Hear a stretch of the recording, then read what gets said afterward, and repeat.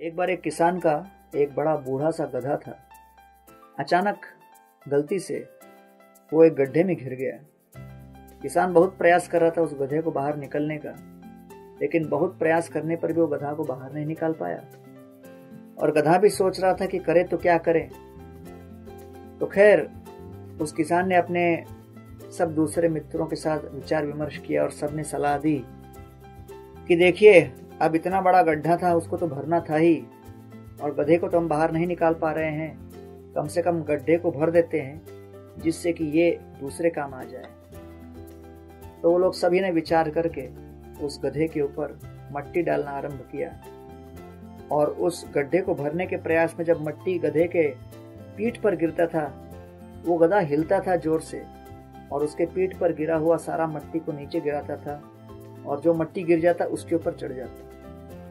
तो हर बार जब उसके पीठ पर मट्टी गिरता, वो अपने पूरे शरीर को हिलाकर मट्टी को नीचे गिराकर फिर उसका आश्रय लेकर अगले पग पर आ जाता। इस प्रकार देखते ही देखते उस गड्ढे में मट्टी भरने लगा और बारंबार गधे ने इसी प्रकार उसका अवलंबन किया, आश्रय लिया, और देखते ही देखते वो मट्टी ऊपर आ गई। और वो जब लेवल ऊपर आ गया, गधा उस गड्ढे के बाहर आकर मुक्त हो गया। हम भी अपने जीवन में कुछ प्रयास करना आरंभ करते हैं तो हो सकता है बाहर से लोग कुछ मट्टी फेंकें हमारे पीठ पर, हमारे सर पर। जब मट्टी गिरे तो उस मट्टी को हम नीचे गिराएं और उसी का आश्रय लेकर हम अपने अगले पग पर जाने का प्रयास करें। इसलिए गीता में भगवान कहते हैं, नेहा भिक्रमनाशोस्ति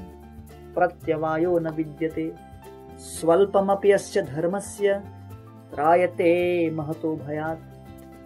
कि इस मार्ग पर चलने वालों को ये जानकारी होना चाहिए क्या कि इस आध्यात्म के क्षेत्र में तनिक मात्र भी प्रगति करो तो इसका भारी प्रमाण में हमको लाभ मिलता है, क्योंकि इस मार्ग में किया हुआ कोई भी प्रयास कदापि विफल नहीं होता।